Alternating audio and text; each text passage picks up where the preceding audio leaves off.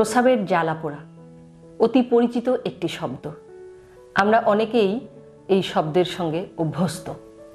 শিশু থেকে বৃদ্ধ জীবদ্দশায় প্রস্রাবের জ্বালাপোড়া অনুভব করেননি এরকম রোগী মনে হয় খুবই কম।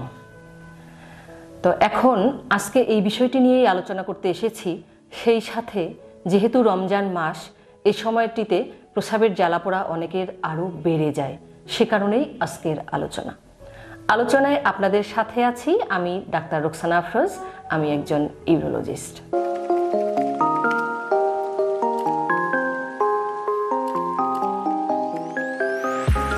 প্রস্রাবের জ্বালাপোড়া করা মাত্রই আমাদের সকলের একটি বদ্ধমূল ধারণা আছে যে প্রস্রাবের জ্বালাপোড়া মানেই বুঝি ইনফেকশন হয়েছে।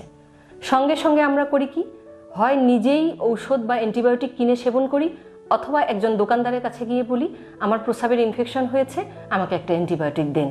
উনি হয়তো দিয়ে দেন, আমরা সেই অ্যান্টিবায়োটিক সেবন করে ফেলি।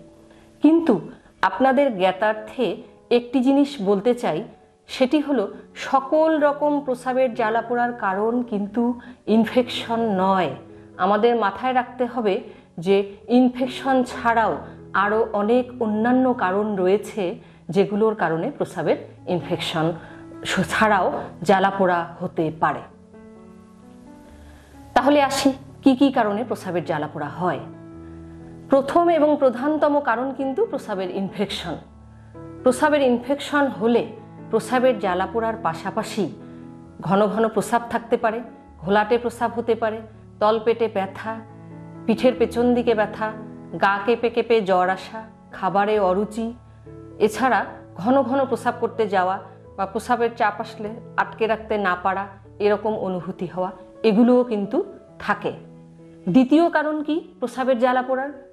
এটি হলো পানি শূন্যতা বা ডিহাইড্রেশন যাকে আমরা বলি।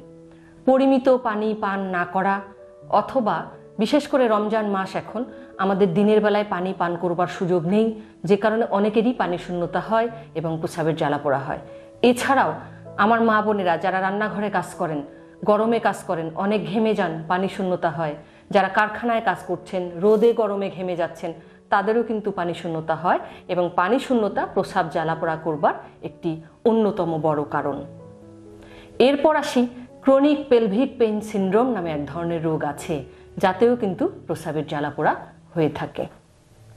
তবে এই রোগে প্রস্রাবের জ্বালাপোড়ার পাশাপাশি মলদ্বারে ব্যথা বা আমরা যেটাকে বলি বাওয়েল রিলেটেড যে ডিজঅর্ডার, সেগুলো থাকতে পারে। কারো কারো সেক্সুয়াল প্রবলেম থাকে, কারো কারো সাইকোলজিক্যাল প্রবলেমও থাকে। এছাড়া প্রস্রাবের জ্বালাপোড়ার আরেকটি অন্যতম কারণ হলো যে প্রস্রাবের আমরা যেটিকে বলি যে মানসিক অস্থিরতাজনিত কারণ বা টেনশন। আজকাল আমরা সকলেই ক্ষুদ্র ক্ষুদ্র বিষয় নিয়ে অনেক টেনশন করি, এমনকি আসলেই আমাদের জীবনমান আজকাল অনেক স্ট্রেসফুল হয়ে গিয়েছে। যারা অতিরিক্ত টেনশনে থাকেন তাদের কিন্তু যে কোনো ব্যথাজনিত বা জ্বালাপোড়াজনিত উপসর্গগুলো শরীরে বেশি থাকে, যে কারণে অনেক রোগী কিন্তু এটার কারণেও প্রস্রাবের জ্বালাপোড়া বা ব্যথা এসব নিয়ে আসতে পারেন। এখন প্রশ্ন হলো যে তাহলে জ্বালাপোড়া হলে আমরা কি করব? জ্বালাপোড়া হলে আপনি একজন ইউরোলজিস্টের পরামর্শ গ্রহণ করুন। কারণ কি, উনি আপনার রোগ সংক্রান্ত সঠিক ইতিহাস নেবেন ভালোভাবে, আপনার সঙ্গে কথা বলে দেখবেন আদৌ আপনার কেন জ্বালাপোড়া হচ্ছে। আপনাকে শারীরিকভাবে পরীক্ষা নিরীক্ষা করে দেখবেন শরীরের কোথাও, প্রস্রাবতন্ত্রের কোথাও কোনো প্রবলেম আছে কি না। এছাড়া আমরা কিছু পরীক্ষা নিরীক্ষা করতে দিয়ে থাকি দেখবার জন্য। খুব বেশি পরীক্ষা নিরীক্ষা নয়, ইউরিনের রুটিন এবং মাইক্রোস্কোপিক পরীক্ষা, যে সেটিতে কোনো ইনফেকশন পাওয়া যাচ্ছে কি না। যদি ইনফেকশন জনিত কারণে জ্বালাপোড়া হয় তাহলে তো কালচার সেন্সিটিভিটি অনুযায়ী ওষুধ সেবন করবেন, তাতেই ভালো হয়ে যায় রোগীরা। এরপরে আসি যে তাহলে আমরা এসব করবার পরে আর কি পরীক্ষা করা হয়। কখনো কখনো একটি আলট্রাসনোগ্রাম করা হয় কিডনি, প্রস্রাবতন্ত্র বা তলপেটে কোনো সমস্যা আছে কিনা দেখবার জন্য। এর বেশি পরীক্ষা নিরীক্ষা ইউজুয়ালি প্রয়োজন পড়ে না, যদি না কোনো জটিলতা না থাকে। এখন আসি তাহলে চিকিৎসা কি করলে আমি জ্বালাপোড়া থেকে উপশম পাবো। বা অনেকে বলেন যে আমি এতে এত ফেড আপ হয়ে গেছি, আমার দৈনন্দিন জীবন দুর্বিষহ হয়ে গেছে। পরামর্শ হলো চিকিৎসা নির্ভর করবে আপনার কি কারণে জ্বালাপোড়া হচ্ছে তার উপর। কারণ যাদের ইনফেকশন জনিত কারণ তাদের ক্ষেত্রে আমরা কালচার সেন্সিটিভিটি অনুযায়ী সঠিক অ্যান্টিবায়োটিক সঠিক ডিউরেশন বা দিন পর্যন্ত যদি সেবন করা হয় তাহলে তো অবশ্যই সেটি সেরে যাবে।